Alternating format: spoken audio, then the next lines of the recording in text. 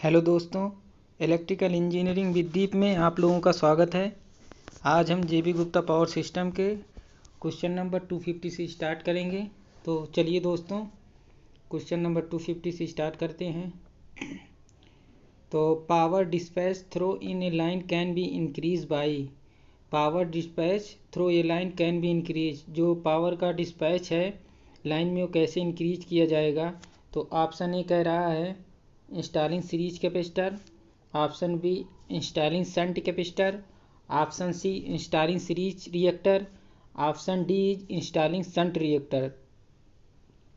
दोस्तों, जैसा कि हम जानते हैं कि अगर हमें पावर डिस्पैच कैपेसिटी इंक्रीज करनी है तो हम इंस्टॉलिंग सीरीज कैपेसिटर का इस्तेमाल करेंगे, क्योंकि जानते हैं by use of series capacitor surge impedance is reduce, so power dispatch through a line can be increase. अगर हम सीरीज कैपेसिटर का यूज करेंगे तो हमारा जो इम्पीडेंस है वो कम हो जाएगा, कैरेक्टरिस्टिक्स इम्पीडेंस की वैल्यू कम हो जाएगी और power dispatch through a line increase हो जाएगा। जैसे हम देखते हैं, हम जानते हैं जेड सी इक्वल टू क्या होता है, under root L by C. Under root L by C, अगर under root L by C होगा, अगर हम सी की वैल्यू क्या कर रहे हैं, इंक्रीज कर रहे हैं। अगर हम सी की वैल्यू इंक्रीज कर रहे हैं तो हमारा जेड सी की वैल्यू क्या होगा, कैरेक्टरिस्टिक्स इम्पीडेंस की वैल्यू क्या होगा, घट जाएगा।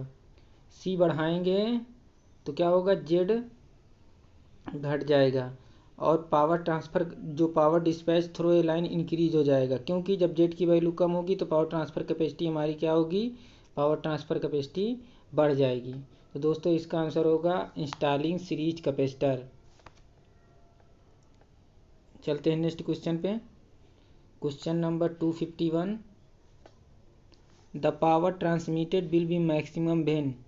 Power transmitted will be maximum when, power transmit maximum कब होगा।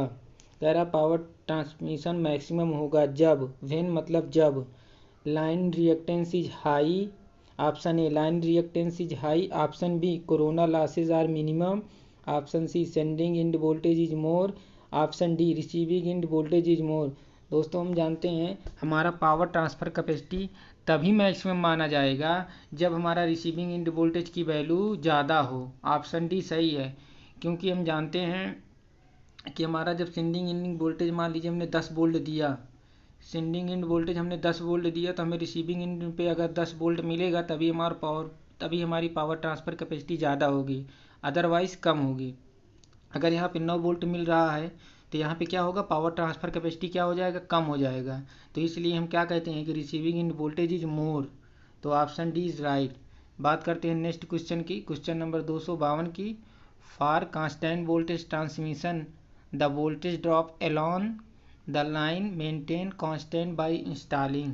दोस्तों, देखते हैं इस क्वेश्चन का मतलब ये कह रहा है कि कांस्टेंट वोल्टेज ट्रांसमिशन लाइन है, वोल्टेज ड्रॉप जो है अलोंग द लाइन मेंटेन, कैसे वोल्टेज ड्रॉप को मतलब कांस्टेंट किया जाएगा या कंपनसेट किया जाएगा। तो दोस्तों, हम इसका सीधा सा आंसर जानते हैं कि अगर हमारा कांस्टेंट वोल्टेज ट्रांसमिशन लाइन है और जो वोल्टेज ड्रॉप हो रहा है उसको कंपनसेट करना है तो हम किस चीज़ का प्रयोग करेंगे, तो उसमें हम synchronous phase modifier the receiving end. दोस्तों, हम चाहे कैपेसिटर हो या सिंक्रोनस फेज मॉडिफायर, हम दोनों को हमेशा रिसीविंग एंड पे लगाएंगे तभी हमें एडवांटेज मिलेगा, अदरवाइज हमें एडवांटेज नहीं मिलेगा। हमें रिसीविंग एंड यानी लोड के पास ही लगाना पड़ता है। तो ऑप्शन डी सही है। सिंक्रोनस फेज मॉडिफायर क्या करता है, कंपनसेट वोल्टेज ड्रॉप कर देता है, जो वोल्टेज ड्रॉप हो रहा है ना उसको क्या करता है, कंपनसेट कर देगा। बात करते हैं क्वेश्चन नंबर 253 की। Constant voltage transmission line have the drawback of. कह रहा है कांस्टेंट ट्रांसमिशन वोल्टेज है तो उसमें क्या क्या कमियां हैं, क्या उसकी मतलब हानियां हैं। तो पहला, increase short circuit current of the system. दोस्तों, हम जानते हैं कांस्टेंट वोल्टेज हो गया, तो कांस्टेंट वोल्टेज हो गया तो हमारा जैसे मान लीजिए P बराबर वी आई कास फाई हो गया, P बराबर वी आई कास फाई हटा दीजिए, अब भी कांस्टेंट हो गया तो I किस पे डिपेंड कर रहा है, P पे डिपेंड कर रहा है। दोस्तों, जब भी कांस्टेंट है और जब मैक्सिमम पावर में ट्रांसमिट करना है तो P हाई होगा तो I क्या हो जाएगा, ऑटोमेटिक हाई हो जाएगा, क्योंकि हमारा भी कांस्टेंट है। तो increase the short circuit current of the system, तो ये भी सही है कि शॉर्ट सर्किट करंट की वैल्यू क्या होगी, बढ़ जाएगी। तो ये भी सही है। Lower reverse of line in case of the line trouble, तो ये भी सही है। Lower reverse line in case of line trouble. Increase risk of interruption of supply due to failing synchronous motor cut synchronism, ये भी सही है। तो ये तीनों ऑप्शन सही है, तो option D is right, all of the above. चलते हैं नेक्स्ट क्वेश्चन 254 पे। क्वेश्चन नंबर 254 क्या कह रहा है, constant voltage transmission have the advantage. इसमें कह रहा है कि उसमें एडवांटेज पूछा था, इसमें कह रहा है कांस्टेंट वोल्टेज ट्रांसमिशन के एडवांटेज क्या हैं। तो क्या एडवांटेज हैं ये देखते हैं। Option A, ability of steady voltage at all load all the receiving end. Ability of steady voltage at all load at the receiving end, ये तो सही है भाई, क्योंकि जब ट्रांसमिशन में कांस्टेंट वोल्टेज होगा तो हमारा वोल्टेज जो मिलेगा लोड के क्रॉस रिसीविंग एंड पे स्टेडी मिलेगा, वो सही है। Possibility of a better protection for the line due to possible use of high terminal reactance, ये भी सही है। पॉसिबिलिटी ऑफ बेटर प्रोटेक्शन और possibility of carrying increase power of a given conductor size in case of long distance heavy power transmission, ये भी सही है। High voltage होगा, कांस्टेंट होगा, तो हमें पावर ट्रांसमिशन करना इजीली हो जाएगा। तो ये तीनों ऑप्शन सही हैं, तो ऑप्शन डी इज राइट। 254 का डी सही है। बात करते हैं नेक्स्ट क्वेश्चन की 255 की। तो constant voltage transmission have the advantage of, ये भी वही क्वेश्चन है कि इनमें क्या होगा। तो कह रहा है increase of short circuit current of the system और large reverse of line in case of line trouble, तो ये तो होंगे नहीं, ये दोनों गलत है क्योंकि ये डिसएडवांटेज हैं इसके, ये एडवांटेज हो नहीं सकते हैं। Improvement of power factor at the time of moderate and heavy loads, दोस्तों यही सी ऑप्शन सही है। 255 का सी सही है। इम्प्रूवमेंट पावर फैक्टर का इम्प्रूवमेंट होगा क्योंकि करंट की वैल्यू कम होगी। बात करते हैं नेक्स्ट क्वेश्चन पे चलते हैं 256 एसिंक्रोनस कंडेंसर इज ए। तो दोस्तों हम जानते हैं कि asynchronous condenser is a, option A synchronous generator, option B paper condenser, option C synchronous motor, option D none of the above. तो दोस्तों हम जानते हैं क्या होता है सिंक्रोनस कंडेंसर। सिंक्रोनस मोटर होता है जो ओवर एक्साइटेड कंडीशन में होता है। कोई भी सिंक्रोनस मोटर अगर ओवर एक्साइटेशन है तो उसे हम सिंक्रोनस कंडेंसर की तरह इस्तेमाल करते हैं। क्वेश्चन ये भी पूछता है कई बार। चलते हैं 257 पे। A synchronous compensator absorb inductive reactive power it. Synchronous compensator है, कब इंडक्टिव रिएक्टिव पावर को एब्जॉर्ब करेगा। तो दोस्तों देखते हैं इसका ऑप्शन, ओवर एक्साइटेड होगा तब, नॉर्मली एक्साइटेड होगा तब, या अंडर एक्साइटेड होगा, या नन ऑफ दीज। दोस्तों जब इंडक्टिव रिएक्टिव पावर को एब्जॉर्ब करता है तभी अंडर एक्साइटेड होता है सिंक्रोनस मोटर, और जब ओवर एक्साइटेड होता है तो क्या करता है, इंडक्टिव रिएक्टिव को प्रोड्यूस करता है। ठीक है, तो ऑप्शन सी सही है 257 का। Next question 258 a synchronous phase modifier supply. Synchronous phase modifier supply, तो दोस्तों both active and reactive power, ये गलत है, एक्टिव पावर नहीं करता है।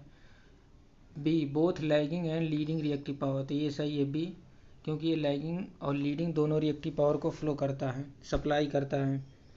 बात करते हैं क्वेश्चन नंबर 259 की। A synchronous phase modifier as compared to synchronous motor on the same rating has. तो दोस्तों जो हमारा सिंक्रोनस फेज मॉडिफायर होता है और सिंक्रोनस मोटर दोनों में क्या डिफरेंट होता है अगर सेम रेटिंग में हो, तो दोस्तों ऑप्शन बी सही है, small draft diameter and high speed. जो शाफ्ट का डायामीटर होता है वो स्मॉल होता है और जो इसकी स्पीड होती है सिंक्रोनस मॉडिफायर की वो हाई होती है, स्पीड हाई होती है। और इसका शाफ्ट का डायामीटर क्या होता है, पतला होता है। डायमीटर क्या होता है, बहुत ही पतला होता है as comparison to synchronous motor. बात करते हैं नेक्स्ट क्वेश्चन की 260 की। Phase modifier is normally installed in case of. Phase modifier install किया जाता है कहाँ पे, नॉर्मली इंस्टॉल किया जाता है। तो दोस्तों मैंने बताया है कि ज़्यादातर सबसे ज़्यादा फेज मॉडिफायर का प्रयोग लॉन्ग ट्रांसमिशन लाइन में किया जाता है, उसके बाद मीडियम में भी किया जाता है, लेकिन शॉर्ट ट्रांसमिशन लाइन में फेज मॉडिफायर का प्रयोग नहीं किया जाता है। तो हम सीधा सीधा कौन सा ऑप्शन सी सही है 260 का सी, लॉन्ग लाइन में। चलते हैं नेक्स्ट क्वेश्चन पे। क्वेश्चन नंबर 261 आ गया। Question number 261। तो दोस्तों देखते हैं 261 क्या कह रहा है। विच of the following statement is not true, कौन सा स्टेटमेंट सही नहीं है। क्वेश्चन को ध्यान से पढ़िए दोस्तों, आप लोगों के लिए एक चीज़ बता दे रहा हूँ, बहुत इंपॉर्टेंट है। सबसे पहले हम एग्ज़ाम देने जाते हैं तो सबसे पहले सबसे ज़्यादा ज़रूरी होता है कि हम जो हमारे सामने जो क्वेश्चन है उसको हम अच्छी तरीके से पढ़ें और जल्दबाजी बिल्कुल ना करें, और बड़ा क्वेश्चन है तो उसको छोड़ दे, बाद में टाइम रहेगा तभी सॉल्व करेंगे। तो हमारे लिए सबसे ज़्यादा इम्पॉर्टेंट क्या होता है कि क्वेश्चन को ध्यान से पढ़ना और उसके ऑप्शन को भी ध्यान से देखना। तो चलिए हम देखते हैं 261 का, which of the following statement is not true, कौन सा स्टेटमेंट सही नहीं है। तो देखते हैं, synchronous phase modifier are install in sending end. दोस्तों पहले ही ऑप्शन में आप देख लिए कि सिंक्रोनस जो फेज मॉडिफायर है ये कह रहा है कि सेंडिंग एंड में यूज करते हैं, तो ये तो गलत हो गया, क्योंकि अभी मैंने आपको बताया है कि जो हमारा फेज मॉडिफायर होता है, जो सिंक्रोनस मॉडिफायर होता है, उसको हम कहाँ पे इस्तेमाल करते हैं, रिसीविंग एंड पे हमेशा इस्तेमाल करते हैं। तो ऑप्शन ए सही है, जबकि क्वेश्चन के हिसाब से ए सही है, जबकि ये गलत है। तो ऑप्शन ए इज राइट। बात करते हैं क्वेश्चन नंबर 262 की, capacitor are used in power system to. Power system में कैपेसिटर यूज किया जाता है, क्यों यूज किया जाता है दोस्तों। Improve supply power factor, improve voltage regulation, change the load characteristics, all of the above. दोस्तों जो कैपेसिटर यूज किया जाता है पावर सिस्टम में, उसका जनरली काम क्या होता है, improve voltage regulation. Voltage regulation को क्या करता है, अच्छा कर देता है, बढ़ा देता है। वोल्टेज रेगुलेशन को बढ़ाता नहीं, मतलब इम्प्रूव करता है। जैसे मान लीजिए कहीं पे रिएक्टेंस के कारण क्या होता है कि वोल्टेज, सेंडिंग एंड वोल्टेज और रिसीविंग एंड वोल्टेज में ज़्यादा परिवर्तन आ जाता है। तो इम्प्रूव वोल्टेज रेगुलेशन को करने के लिए हम क्या करते हैं, कंपनसेट कर देते हैं वोल्टेज को, जिससे हमारा जो इंडक्टिव रिएक्टेंस है वो उसके द्वारा हुआ वोल्टेज क्या हो जाता है, कंपनसेट हो जाता है कैपेसिटर लगाने से। तो हमारा जो रिसीविंग एंड वोल्टेज की वैल्यू है, वी आर है, उसकी वैल्यू क्या होती है, बढ़ जाती है। जब वी आर की वैल्यू बढ़ जाएगी तो हमारा वोल्टेज रेगुलेशन है जो इम्प्रूव हो जाएगा। इम्प्रूव मतलब अच्छा हो जाएगा। दोस्तों ट्रांसमिशन लाइन में अगर वोल्टेज रेगुलेशन ज़्यादा हो रहा है, इसका मतलब कि ख़राब स्थिति है। अगर वोल्टेज रेगुलेशन कम है तो वो अच्छा माना जाता है। इस बात को ध्यान में रखिएगा, वोल्टेज रेगुलेशन हमेशा कम से कम होना चाहिए, तब अच्छा होगा। नेक्स्ट क्वेश्चन पे चलते हैं। Series capacitor on transmission line are of little use when the load VAR requirement is small, the load VAR requirement is large, the load VAR requirement is fluctuation, series capacitor are never used in transmission line। दोस्तों 233 का देखेंगे हम, series capacitor on transmission line little use. Series capacitor का transmission line में कम use होता है, कब। तो दोस्तों हम जानते हैं जब हमारा VAR रिक्वायरमेंट, मतलब रिएक्टिव पावर का रिक्वायरमेंट जितना कम होता है उतना हमें इसका सीरीज कैपेसिटर का कम यूज किया जाता है। तो ऑप्शन ए सही है, ऑप्शन ए इज राइट। चलते हैं नेक्स्ट क्वेश्चन पे, 264 पे, question number 264, the reactive power transfer over A line mainly depend on. तो कह रहा है कि the reactive power of transformer over A line mainly depend upon. दोस्तों हम जानते हैं जो रिएक्टिव पावर ट्रांसफर होता है वो सेंडिंग इन वोल्टेज और mod of sending end voltage minus mod of receiving end voltage पे डिपेंड करता है। तो option B is right, option B सही है। चलते हैं नेक्स्ट क्वेश्चन पे, question number 265, for a fixed value of complete power flow in transmission line having a sending end voltage V, the real power loss will be proportional to. दोस्तों इस question को हम थोड़ा सा आपको समझाते हैं कि कैसे लगाना है, कैसे समझ में आएगा कि 1/, क्या होगा, भी होगा या भी स्क्वायर होगा, या 1/v² होगा, या 1/v होगा। तो चलिए इसको देखते हैं कैसे इसको समझा जा सकता है। दोस्तों हम बताते हैं, मान लीजिए हमारा एक फार्मूला होता है, सिंपली से बताएंगे, P बराबर VI cos फाई। यहाँ से हम क्या कर रहे हैं कि कह रहा है transmission line having sending end voltage the real power loss will B.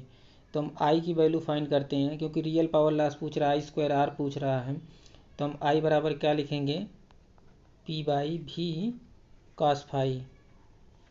तो दोस्तों हम जानते हैं कि ये हमारा P मान लीजिए कांस्टेंट है और cos फाई भी कांस्टेंट मान लीजिए, तो I क्या हो जाएगा, इन्वर्सली प्रोपोर्शनल 1/v हो जाएगा।